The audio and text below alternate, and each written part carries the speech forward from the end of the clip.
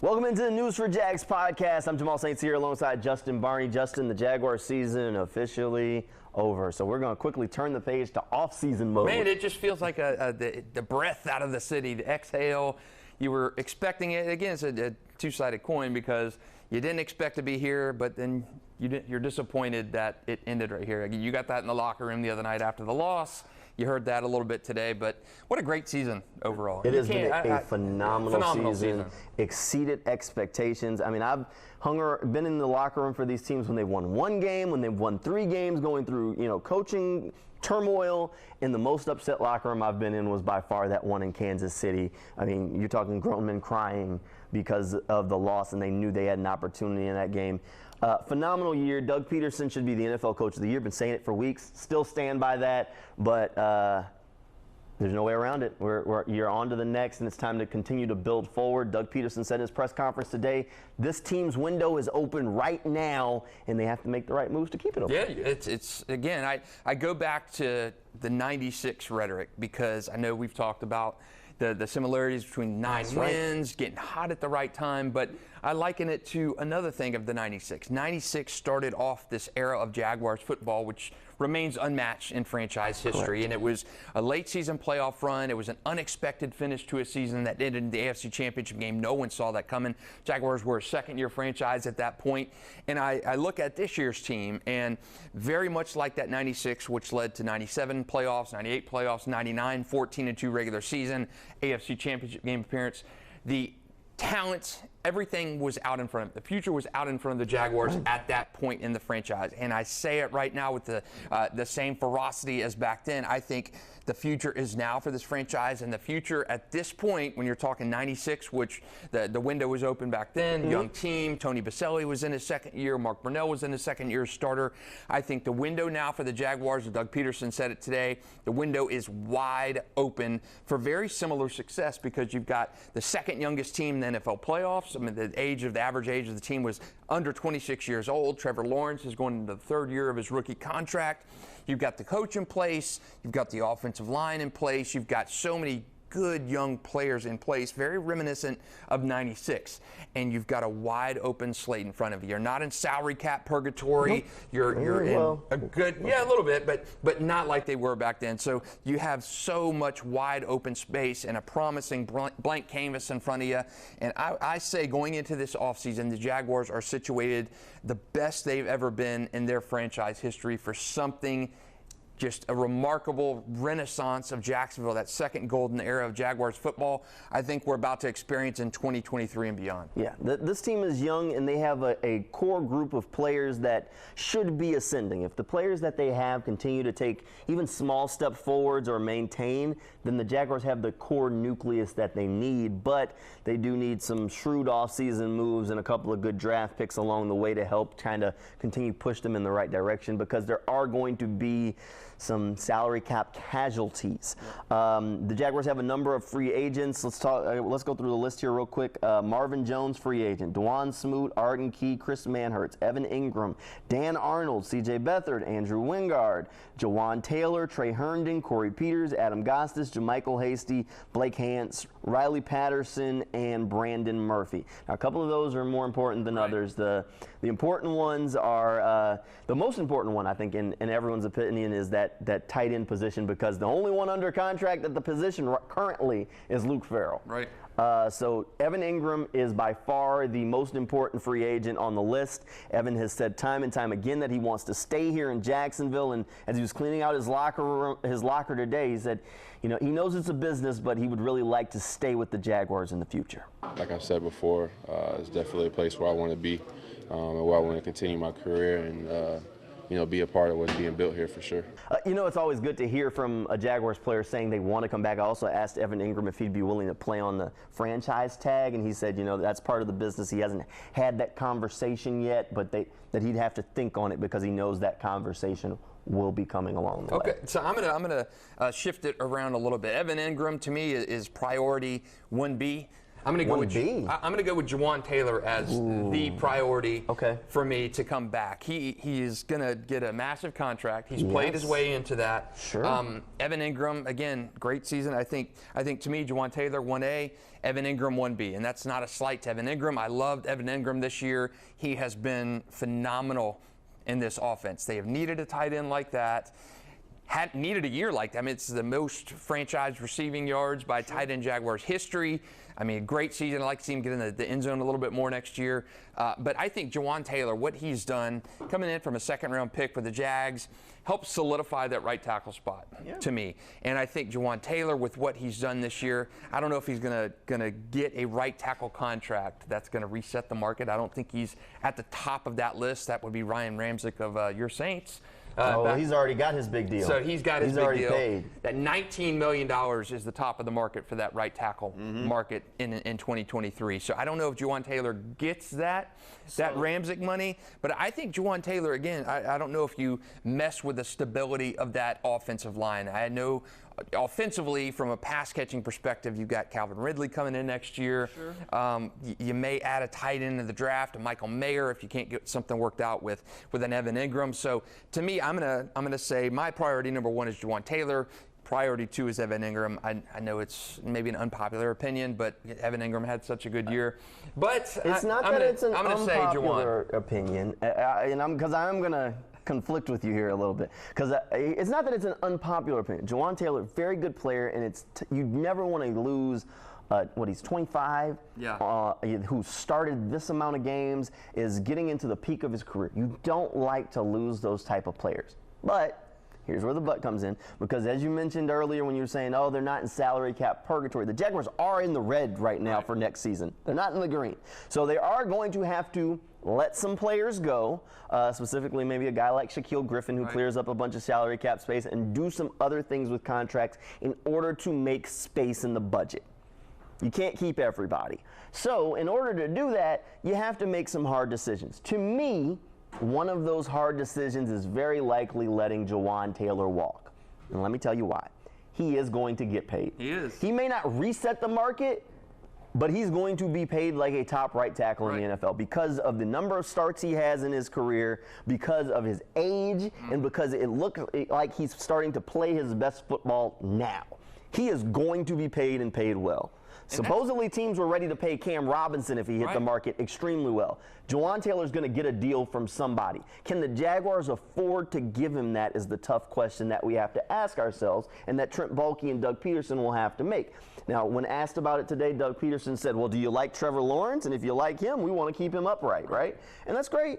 But we've also seen what Walker Little's been able to do this year. And that makes sense in that chasm for an argument, because Evan Ingram, if we're looking at a Ramczyk kind of deal for Jawan Taylor in that maybe $16 to $19 million range, with the salary cap obviously gonna go up. I don't know if Jawan Taylor's worth $19 million as a right tackle with what Walker Little has done, but again, Evan's going to be under that. Evan bet on himself with a 1-year, $9 million contract. He's going to get into that $13, $14, $15 million a year salary, Evan Ingram, to bring him back under a longer-term deal. Now, if I'm saying Jawan Taylor at $19 million, Evan Ingram at $13 million, I'm going to probably pick Evan Ingram, because you've got the Walker Little insurance blanket. Keep in mind, Evan Ingram, worst case scenario, you franchise tag him, and depending on where the salary cap hits, a tight end franchise tag's probably going to be around the $12, $13 million mark. So they can keep Evan for a reasonable number, or try and work out a long-term deal with him to kind of spread out that cap hit. Jawan Taylor, I do think he's worth the money. Don't get me wrong. I think he is 100% worth the deal that he is going to get. I don't know if the Jaguars have the salary cap space / flexibility to give him that, because there are needs along the defense that they have to address. And if you hand out that sort of large deal to Jawan Taylor, where do you cut from to create that space? And that's the question that's floating out there. I think Jawan's a fantastic player. He's basically playing at home. He went to school like 90 minutes from here, grew up there. So it would be great for Jawan to stay on this roster. I just think that with the salary cap situation they're in, one of those hard decisions you have to look at is, well, Walker Little looks really good out on the field. Can he play that right side and we not lose much? I'm not sure if he can play on the right side or not and maintain the level of play that he's played at on the left side, but I can almost guarantee you that he ain't going to be happy if they roll up to him and be like, hey, Walker, we want to play you at left guard. Right. Like, that probably won't go over as well. To me, I think we're in a Jawan Taylor conversation like we were with DeJuan Smoot in about midway point of the season. DeJuan Smoot, again, great season for DeJuan Smoot, reliable, was on a career trajectory this season. Unfortunate Achilles tear, but DeJuan is a guy I really wanted to come back because that depth, and I think now he will. Yes. But I think before we were talking earlier in the season about DeJuan Smoot, the trajectory, because DeJuan Smoot, before that injury, was a guy that was going to get paid extremely well on the market in Jacksonville, just being in the salary cap spot. Was not going to have that chance. So I do think DeJuan Smoot could come back now with his situation, but I think we're in a Jawan Taylor thing. To me, if I had to pick Jawan or Evan 1-2, I would pick Jawan first, Evan second. But again, the salary cap situation, if you're he's not a $20 million a year right tackle to me at this point. And I do think Evan would be more affordable at this point than Jawan Taylor. I'd love to see them both come back in a perfect world.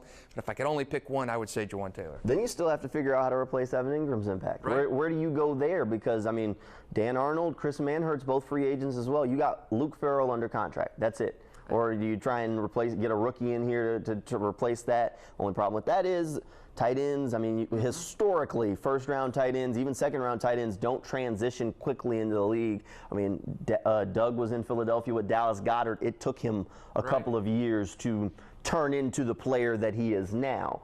And I mean, we're still waiting on the light to come on for Kyle Pitts, really, in the NFL. And people thought he was fantastic. We saw where he was drafted, how highly the Falcons picked him. So that's the other question: is do you want to risk the offense taking a step back from that standpoint? Right. And that makes sense. Total of mouths to feed. Total agreement on that. I do think that Evan Ingram, again, Evan and Jawan, I mean, they're plug and play guys. You know what you're getting out of those guys. And Jawan, the growth he made, Evan, the growth he made. To me, that's the two biggest contract questions on this roster right now. I'll give you another one. And Evan Ingram. I don't know if they're going to be able to afford Arden Key. Yeah, he's another one. I really don't know if they're going to be. Arden Key has performed phenomenally down the stretch for this team. He says he wants to stay here in Jacksonville, but the question mark around Arden going into the year was last year a fluke, because that was kind of his first real sack numbers. Well, now he's repeated it 2 years in a row and been a phenomenal contributor. And the pass rusher market in free agency is a barren landscape. Arden's still under 30. He's now had 2 years of production. I could see where another team slides in and says, we'll give you a bigger deal than they can offer you. You heard it firsthand multiple times after the Saturday game and again in the closeout locker room. This is a business. Unfortunately, Evan wants to stay here. Arden wants to stay here. Jawan wants to stay here. But everybody can't. They always preface that with the business side of things. So business. There will be a squeeze, and I think you heard Trevor Lawrence even talk in the locker room that nothing's going to be the same as it was. Evan Ingram, nothing's going to be the same as it was last Saturday night in that locker room. There were going to be guys that were going to be purged, traded, dealt, walk away free agency. That's the business side of things. And again, I think if you could bring back two of those three guys, I think that would be a home run. It's not going to happen. No, it's tough. All right, so we've got the list in front of us. And we went through the whole list to start this. If you could, since this is Channel 4, give me your 1 through 4 in order of guys that you would bring back. So number 1 for you is Jawan Taylor. 2 is Evan Ingram. 3, Arden Key. Absolutely. Who's your 4? And I think toss up to me between Rayshon and Roy Robertson Harris, because I think those guys could be in. Well, no, both of them are under contract still. There are salary cap issues though with those guys. There could be salary squeeze. Those guys where you're talking maybe one of those guys gets restructured, released, whatever it is. But hey, a 4th guy who's not under contract, give me Dewey Wingard. The guy's been. The guy has been phenomenal this year. Even going back to training camp, some of the hits he's had, and I know he had the clutch saying it's always the Jag. It was always the Jags, but to me, his ability to get in there, meaningful snaps on special teams, big plays in the secondary, coming in and playing time. I like Dewey. I mean, he's been kind of that core guy for the Jaguars for several years, where he's just been able to kind of plug in and play. Again, not a starter, but he could start. I like Dewey as a guy that you got to bring back just for the morale perspective. A guy who just gives valuable backup reps. Give me Dewey's number 4 for me. All right, I like it. I think we've both made it very clear that we've basically written off Marvin Jones as walking. Yeah, but too expensive. Too expensive, and he's getting long in the tooth. And Calvin Ridley's coming in. Again, too many mouths to feed. So my 1's Evan Ingram, by far. My 2 is Arden Key. Because I don't think the Jaguars can afford to take a step back in pass rush. Okay. I already think pass rush is a need, and losing an Arden Key, losing a Dewan Smoot are huge impacts to that. My 3rd one is Trey Herndon. I'm not a huge Trey Herndon fan as a starter, but I think what he brings to the team from a veteran special teams depth perspective isn't bad, and I don't want to lose a player that I don't think will cost much until you have a replacement in house. Like, you could 100% tell, like, I could sit here right now and tell you, oh, Trey loses his job and gets cut in training camp, and I have no problem with that, because that means someone has won the nickel spot, or they brought in a rookie or whatever it is, but until they get to that point, Trey needs to stay around, because I don't think he will be a very, very costly. And last guy for me is Riley Patterson. I think Riley's been on fire down the stretch, and he needs to stay here in Jacksonville and continue to build on that. Of course, I want to see Dewan Smoot re-signed. I just don't think they're in a spot where they can afford to pay Jawan Taylor. I think he's a phenomenal player. I think he has Pro Bowl potential. I think he's going to get a huge contract and deserves every dollar of it, because he has played his way into it. I'm just not sure, unless they start handing out contract restructures to left and right. I mean, you got to restructure Agnew and stretch him out. You got to restructure Rayshon Jenkins. You got to restructure Roy Robertson Harris. Maybe restructure Josh Allen. I mean, if you start restructuring and stretching deals to make the space, then great, and bring back Juwan. But I think that's a big if. I think that's what's going to happen with a lot of the restructuring. We've seen it before. I do think they're in the salary. Again, they're not salary cap hell when I think back to 99, 2000, but they are in a spot where they're going to, I mean, we saw those contracts last year in free agency. It's not going to be like that, Jaguars fans. It is going to be. They're going to be picking from the bottom. You'll get the Arden Key signings, the Evan Ingram signs. And here's the one other thing I kind of want to preface this with. Trevor's going into year 3 next year. Right. You know who's in year 3 this year? Joe Burrow, right? Right. The Cincinnati Bengals are prepared after this offseason to start talking to him about an extension. You think Trevor's agent ain't looking at that saying, Trevor just got to go out there and get to the playoffs another year? They're going to be asking for some money. Right. And if they're asking for money next offseason, you cannot have your salary cap out of whack. Right. So Trevor, that's his first available time. You know, people have asked, why don't you sign Trevor? You can't yet. You can't yet. You can't yet. 2023, so after Trevor's 3rd season in the league, then you can start having those talks. And the market is trending toward that. I mean, Kyler Murray got his big extension. If the Bengals give Joe Burrow a big extension, Trevor's folks are going to come to the Jaguars and be like, pony up, let's do this. And they should. I'm not saying they shouldn't. They should. And keep in mind, like, next offseason, yes, you can get out of, like, Cam Robinson's contract and save some money, but they're not there yet, and you're also not in a place like, are we sure that you want to move? What do you do with Walker Little for another season? Because, that'll be year 3 for Walker Little. You would only have 1 more year with him, so then you're getting ready to have to pay him. So there are a bunch of lingering questions as you continue to say next year, next year, next year. So that offensive line is a work in progress. I do think it needs to be improved this offseason and add some depth along the way. But I think Walker Little has shown that he can be a starting level tackle in the NFL, which, again, I think when we start talking draft later, the Jaguars aren't in the position of some teams where they can truly say, draft the best player available. They're in a position where they can draft the best player available at a position of need, because there are needs. The defense has to improve. Going into the offseason, pass rush has to be a priority. Tight end has to be a priority because there's nobody at tight end right now. The pass rush just was not good enough, flat out. You need an interior lineman because the interior pass rush definitely was not good enough. Not good. You need a nickel cornerback because Trey Herndon, again, solid, but wasn't getting the job done. Right. You have to hedge your bet with Calvin Ridley because Calvin Ridley's technically on a 1-year deal, so if you can't work out a deal with him in a year, he could walk, and then you have to find a way to, again, replace him, so you have to do something there. You need another running back to get with Travis Etienne, whether that's JaMychal Hasty, who's a free agent, or someone else. You need something there. So C.J. Beathard's a free agent. Do you want to keep him on as the backup quarterback? It's another decision that has to be made. And again, the Jaguars got really lucky this year because they had a few injuries on the offensive line, but the depth is terrible there. If they lost one more guard, we were like when I think it was Brandon Sheriff left the game with an injury at one point, and he's not fully healthy, but we were like, who's this guy that's going in to replace him? Yeah, Blake Hance hadn't even been on the roster most of the season. I was like, who's this dude? When did he get here? Seriously, the depth's a problem. It's such a different offseason, though. Yes. There's stability. The last two off seasons, it felt like tear down. It felt like complete rebuild. Correct. Who's doing what? You don't know who your coach is.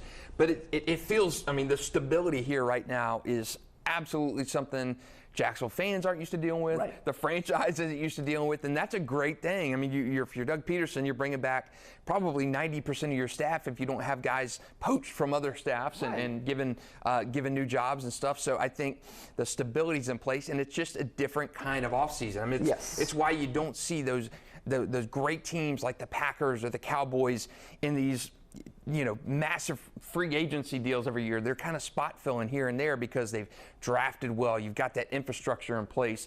And it feels like the Jacksonville Jaguars, for the first time in a long time, have something in place where it's not, you've got to go out and throw $260 million at players in free agency to get you to come here. So it is going to be a significantly different offseason in Jacksonville for the first time, to me, in quite some time. I look back at it. Yeah, I look back at 2017 where the bad decision was made to extend Blake Bortles after his going into his 5th year, and it was a decision that haunted the franchise for a couple years to follow because they threw too much money at Blake Bortles after a very iffy stretch run. He was not the reason the Jaguars went to the AFC Championship game last year. There was infighting. There was the locker room strife. They dealt Dante Fowler the next year, underperforming first rounder. In 2019, you dealt Jalen Ramsey. So there was all these spinning pieces and stuff of a team that wasn't prepared for that success. Sure. There was so much, it's just struggled. So as opposed to this Jacksonville team where you've got a head coach in place, you've got a general manager in place who's kind of made it through that fire when everybody wanted him. Trent Baalke deserves props. I know we've given it to him here before, but you've got such a different makeup in Jacksonville. The front office, the coaching staff, the players in place. It just feels so much different. Like this is actually a franchise, not just players, the product on the field, but it feels like a franchise. Ownership, everything is just on the ascent. They finally figured it out, and I don't think this is going to be a repeat of 2017 where you had so much success, unexpected success, and then the following year it just kind of the bottom fell out because you didn't know how to sustain it. I do think that Doug Peterson, Trent Baalke really know how to kind of keep this train rolling, and it certainly helps that Trevor Lawrence is going into year 3 of his rookie deal. It does help, but again, that rookie deal's going to be over at some point, and keep in mind that some of the other guys from his draft class are playing pretty big roles, and they're going to be wanting contracts too. So there are things that are right around the corner for this team, but overall the ascent is the team's headed in the right direction. This year is about growth of your own players, or this offseason is about the growth of your own players. And Doug Peterson able to send these guys home with some homework of sorts.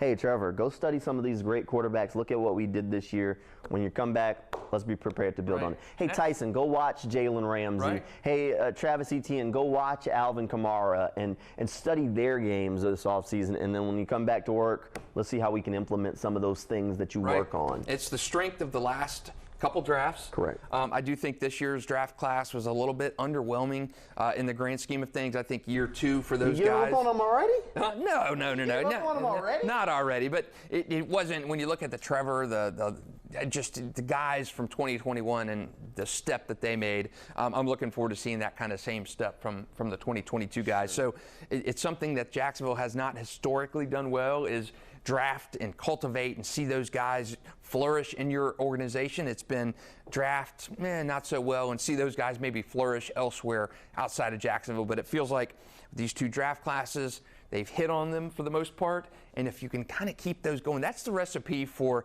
a stable franchise. That's the recipe for a franchise that is able to kind of overcome salary cap issues, where you draft and groom those players, and they play important roles in your franchise, hitting on some of those late round draft picks and seeing those guys do well with your roster, your organization. I think Jacksonville is in the early stages of seeing some of that payoff. Right, and it's exciting, and we'll do another episode, and we'll kind of go through last year's draft and maybe even do a redraft, because I think the debate is on if the Jaguars selected the right player at number 1 overall. Again, Trayvon Walker, kind of a moldable piece of clay, and we'll see what happens next year as far as his growth. Devin Lloyd, same kind of deal, but I think we'll do another episode where we kind of dive in a year later and look at some of those players and say, okay, well, if you didn't take this one, who would you have taken? What would have been the better outcome, and what our expectations are for that rookie class moving forward. But for now, we'll kind of sign off. We've run out of time here, so thanks for tuning in to this News4JAGs podcast. We'll see you next time.